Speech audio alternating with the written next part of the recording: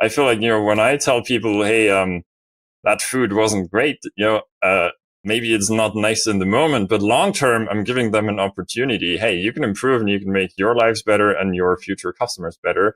So you're going to stay in business. So that's the real nice thing to do, even though in the moment I maybe come off, a little harsh, right?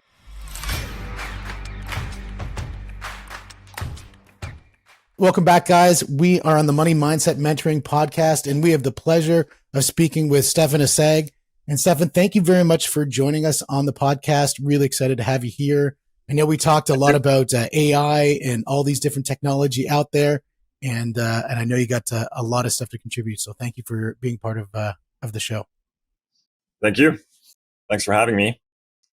Beautiful. So let's just talk a little bit for our listeners. Tell me a little bit about yourself, a little bit about your history, and how we got to who you are today. Yeah, so I have a long background in IT consulting, software engineering, that kind of stuff. I did have my own business when I was 19 or so for a couple of years, but then I ended up being an employee for more than 15 years and then got laid off from Amazon in the big flood of layoffs last year and decided to do my own thing. I've been wanting to do my own thing, but my issue was always I never knew how to market software engineering, right? Or IT consulting, because it's a bit different when it comes to marketing.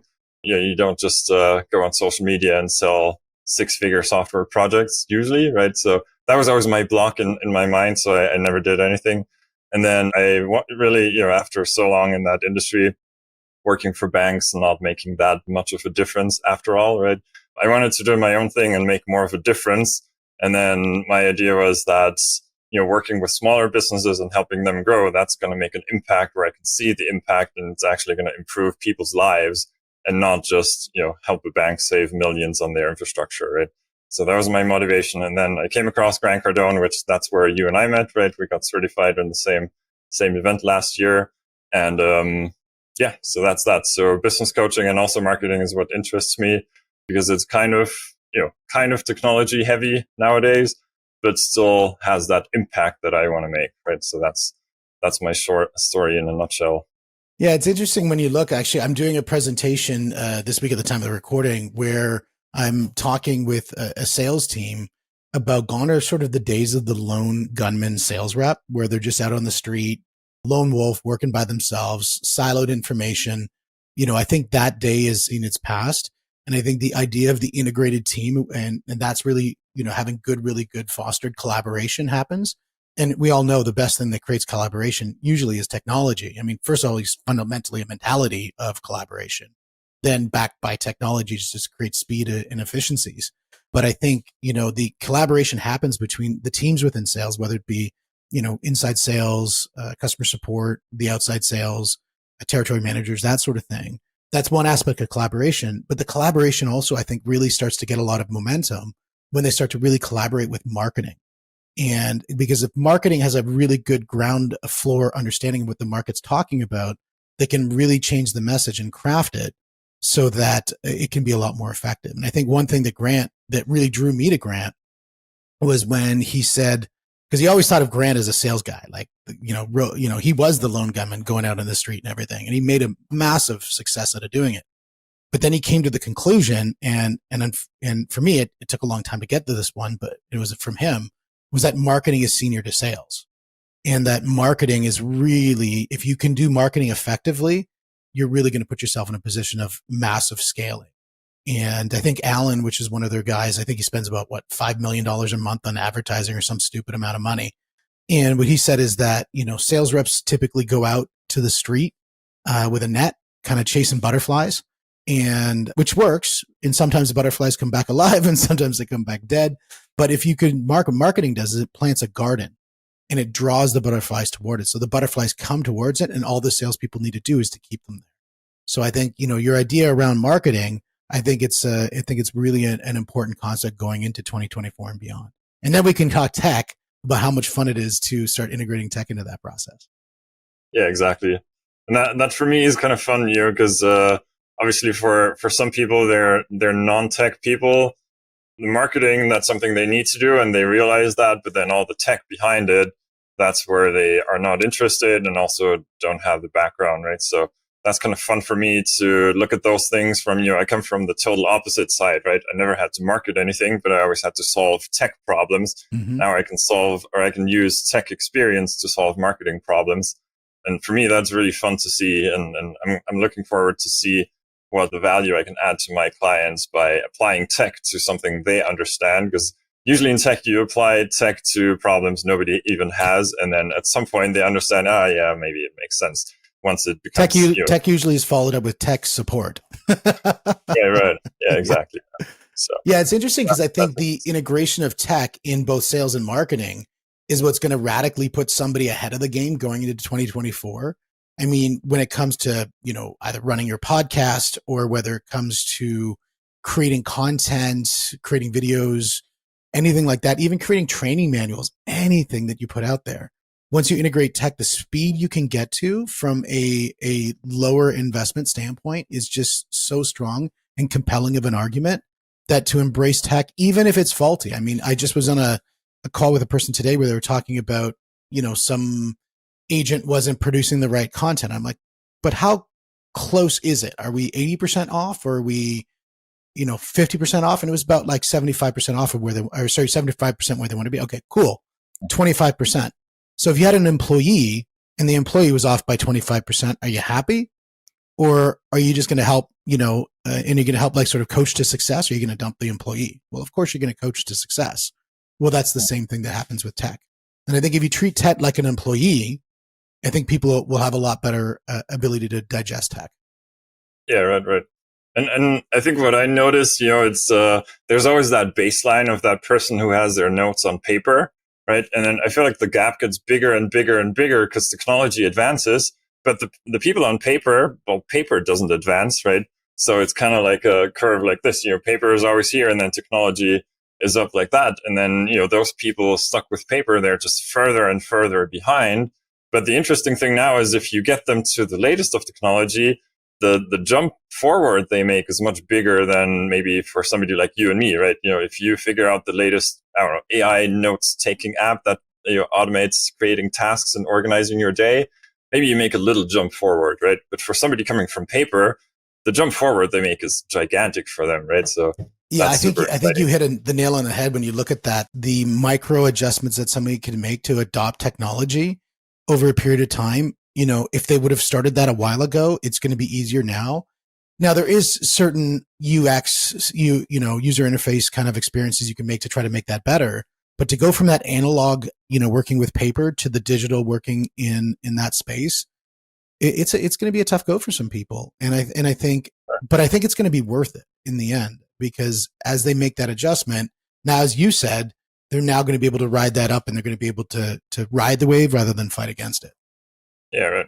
And I think that's for me where AI comes in, right? In the end, you can have the best user interface in a web portal or in an app, but with AI, if somebody can just talk naturally and then things happen in the background, I think we're just at the very beginning, right? I mean, I'm experimenting with an app right now that I just talk for like 20 minutes and then what comes out of it is a prioritized task list. I mean, that already beats things, all the planning tools that software teams have been using forever, right? If somebody now comes from paper and they can do that, I feel like that's a much better interface for them than, okay, now click around here and drag and drop, and now they have to learn a whole system, right? Versus now you just talk to it as if you would talk to your person or your team member, and then, things actually happen. I think the things actually happening, that's still in the very beginning, right? Where, maybe AI can create a task list for me, but then I still have to do the task. So I'm really looking forward to me not execution. The execution side of thing is that comes down to trust barriers. I think for when we look at AI, I think it's just like a new employee. It's in its 30-day trial period, and people are trying to get it in, and it's learning as fast as it can. But I think it's getting there. Like we use AI for quick answers to texts.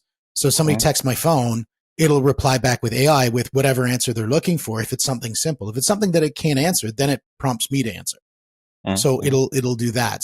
But at least at the first bit, it'll answer those questions. It might be like, hey, when are you available for lunch? No problem. I can answer that. But if it's going to say, solve quantum physics questions or something, not that I could answer that, but it's certainly, it'll say maybe you need to ask somebody else. Yeah, right, right. Yeah. And then you compare that to businesses, they don't even have a phone number that you can send a text to in the first place, right? So again, for them, that jump forward is going to be much bigger. So I'm super Yeah. excited. And you're absolutely right. I think the idea of businesses that say we're a referral based business, so therefore they don't have a website, they don't have anything. I think in a certain situation that might still prove to be okay, but I certainly think there's a new dawn coming into that space, and with external pressures that are going to put a lot of changes into that kind of I just go on a referral basis, because I Yeah, think right. there's attrition to everything, right? Yeah, and I mean, the referral is fine, but then what happens after that, right? Just because somebody knows you doesn't mean they're a customer of yours automatically, right? So they're still, maybe they're going to text you, and now if your landline doesn't accept text messages, well, you still have a problem, even though you got that referral, right? Yeah. So you're still not at the end of actually making a sale, right? So you're still Actually, going to that's have to it. up your Yeah. technology. That's actually a good point. I look at my one physio guy, and he's really good. And he's got, when I go in and see him, the second I'm done, he's taking copious notes. And then, but that could be done electronically through AI. So he didn't have to actually be typing. It'll just take the notes Mm. and just get permission for recording or whatever you need to. And then the next thing is then immediately I get out videos all through a system of here's what you need to do to fix your stuff. And I mean, I do Brazilian jiu jitsu, so I break a lot of stuff in this body. So, it's as I get older, it happens on a more frequent basis, but it comes out. Then I go to this other studio where they have this really good prehab program, and like they're really good at what they do, because he's the after the problem happened. This is the before the problem happens, but their technology they need to really work on to kind of get that to the forefront so that the experience is really good in and outside of what they're teaching, because they're, as knowledge subject matter experts, they're unbelievable. They know their craft inside and out, but it's to create that user experience. I think AI and technology really can underpin that. Yeah, right, right, right. That kind of reminds me of any doctor you walk in, right? The gap there is also getting so much bigger, right? Some practices you walk in and they hand you a stack of like 20 pieces of paper, and that's your application form.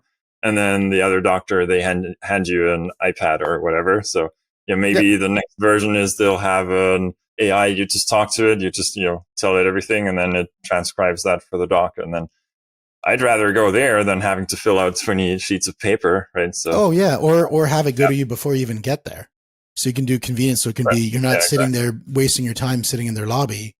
Yeah, right. You're able to be effective on the way coming in. I agree with you Yeah, on that one. Yeah. yeah. Maybe on the drive, like that's what I've been doing recently a lot. You drive around. It's so much wasted time, right? But I mean, I can talk safely while driving, right? And I can think safely while driving, but I can't type safely while driving. So that really, I mean, I don't even know how we did that when there wasn't AI to use that time, right? I mean, it's such a waste of time. So I think it gives us a lot of time back, right? And for your doctor, for example, if you have that, they have an app, and using the AI, you can just talk to it as you're driving there. You don't even have to think before you go there. Perfect, right? And then the application form's filled out once you get there, and you haven't even typed anything, right? So that'd be Well, when we awesome. look at the medical field, there's I had a fellow who was at my last AI event who was talking about a study that was being done down in somewhere in the States. I think it was somewhere in the States that did the reviews of X-rays. And so Hmm. they're having AI look at the X-rays and assess them, and they were on a frequency of success rate were better than the doctors, and because they wouldn't miss anything. And so it's interesting to think that I think we're going to see that, especially like in Canada, the medical cost is just off the rails. There's so much fat in that environment that needs to be trimmed. And I think a lot of technology is going to come in and really clean that up to make it cost effective for Canadians to have really good healthcare. Because it's, right now I dummied up my knee, and it's going to take months to get an MRI. And we're in the States, I could probably, well, I am actually going down to Orlando. I'm just going to get it done in Orlando. It'll take like 24 hours and it's done. But it's just Hmm. our system is so slow. But if you put in those pre things where like there's a pre doctor screening where the person's talking to an AI system that can do all the collecting of the data, then it could present that to the doctor in a way that's meaningful. So the doctor is now doing more high level activities and the base level activities of just making sure that, I mean, I had one doctor, we went in and she was so busy when we brought my son in, she came in and she started diagnosing the wrong kid and she hadn't even looked at my kid, and she said, okay, well, we got to cauterize his nose. Like, why are we cauterizing his nose when he's got a problem with his ear? And she was just, because she was just all off of her rocker on things. And it just, I think AI is not going to make those issues. Hmm. Yeah, right. And I think, I mean, it all, for me, it starts with the mindset though, right? Like by design, I'm the most impatient person ever, right? And people always tell me, oh, you got to be patient, you got to be patient. And then my response is usually, patience is the opposite of progress, right? So I feel like a lot of people, the people in your doctor's practice dealing with paper all day, and they are super patient, right? Which works for them. Obviously, maybe their stress level is lower than mine, right? I'm never satisfied with how anything works, right? I want to improve it. But the good thing with not having patience is that I'm not going to deal with that paper thing. So I'm going to improve it as long as it's kind of bearable for me. And I feel like that mindset, if businesses did that more, everybody's experience with that business would be much better, right? So I feel like people should generally have a little less patience and be a little less satisfied with the status quo and just challenge a little more. And then we could all have much easier lives, I feel like. Right? I think that's amazing. Paper. Always being a little bit discomfort in what you're doing and saying, how could this be made better? I think that's a beautiful way of looking at things. My question is, how do you vacation with that mindset? Vacation? So my vacations are usually, like, people would probably hate my vacations because it usually involves off-road toys or race cars or mountain bikes, hauling trailers around. It's never a vacation. I'm usually back on vacation when I'm back to work because I can calm down, don't have to do all of those stressful things. But that sounds like my kind of vacation. Right. Yeah, never slow down, never settle. That's I feel like that's I've heard that from people who retired at 85 or so, and they were like, once I retired, it all slowed down, and then suddenly getting up at 10 in the morning, that's stressful. So I feel like just don't slow down. That's kind of my goal. Don't slow down and make work fun, and then just do it forever. I think that's the best way. I agree with you 100%. I think, we look at somebody like Grant Cardone. How old is that guy? He's 60 something? 64. And I think he's actually speeding up. I don't think he's slowing down. Yeah, right. So I look at that and I think I'm 48 right now. I got a long way to go to get to there, so I can keep on speeding up. I'm totally fine. Yeah, right. And Grant, somehow, if you look at the older videos, he wasn't half as cool back then with 30 or 40, right? And now suddenly, 20 years later, suddenly he's much cooler than back then. So that's totally the opposite of what you'd expect. So I want to achieve that. I want to be cooler when I'm 60 than when I'm now. So absolutely. And I think you're right, actually. He had that big bouffant hair, and yeah. And now he's got the talk, and it just works, so yeah, right. I agree with and also that I feel like one thing that I respect in him is just that bluntness, just say what you think. I think the world needs, same as less patience. I think we all need to be more blunt, right? There's so many things out there that should be and can be improved, but nobody says anything, right? I think it's kind of goes along with having too much patience and just, we're doing great. And I feel like that mindset there's so much more progress we could be making But that's where AI comes into play. Because when you're talking, say, to ChatGPT and you're trying to fix something in chat, like you first time you jump into ChatGPT, maybe you didn't do this, but a lot of people do.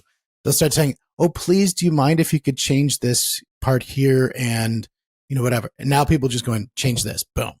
Right. And you don't accept anything less than perfect because there's not going to be a response back saying, well, you're judging me. So that ability to accept progress and to be, consistently discontent with the outcomes allows you can iterate so much faster with AI than you can sometimes with people. Yeah, right. I feel like I could imagine that for people it's easier because it's not a person, right? Like, let's say you go to a restaurant and the food is totally terrible, the service is terrible, you've waited for hours, the check doesn't come along, and then you still tip them and you're still, it was great, right? Well, now you're actually taking the opportunity to improve away from that restaurant, right? And now the next person who goes there to eat, they get the same terrible food, terrible service, terrible everything, right? So you just messed it up for the restaurant, for the business, both for the owner and for the employees, and then also for the future customers. So I feel like, when I tell people, hey, that food wasn't great, maybe it's not nice in the moment, but long term, I'm giving them an opportunity. Hey, you can improve and you can make your lives better and your future customers better. So you're going to stay in business. So that's the real nice thing to do, even though in the moment I maybe come off, a little harsh, right? But I feel like it's a service we're doing, right? And not just complaining. So, but it needs the right Absolutely. mindset on the other end. And sometimes that's not there. So then what are you going to do? It makes it harder. Yeah, they call it. I heard a guy, a real estate agent in Kitchener-Waterloo, he called it fearless feedback, and I thought that was a great term. And so I'm totally stealing it from him. And so I think the idea that no, this is feedback. This isn't criticism. This is so that you can actually close the loop. In Cardern's what we call closing cycles, right? You can close the cycle on that transaction, knowing what needs to be done to make it better the next time. And if you're running a really good business, the idea that you want that honest, genuine feedback is going to help propel you forward in a big way. Yeah, right. So let's talk a little bit about your podcast, because I know you're running a podcast, and let's get listeners to know how they can find you. Yeah, right. So our company is called Flat Out Business. I'm actually partnered up with a guy who comes from a totally different angle. So he's in accounting and has started, I think, over a dozen businesses himself. And he's actually getting out of accounting, and we're going to focus on the business coaching that we're offering here. And we have a podcast. It's every Wednesday, just not this Wednesday because he's sick. But starting next week, it'll be Wednesday at 6 p.m. Mountain Time. And we talk about, both our experiences in starting businesses, but also we're going to have guests on there, telling about their experiences. We're going to have one of our clients joining us probably next week. He's starting a mobile bicycle mechanic business. So that's super exciting. We're supporting him.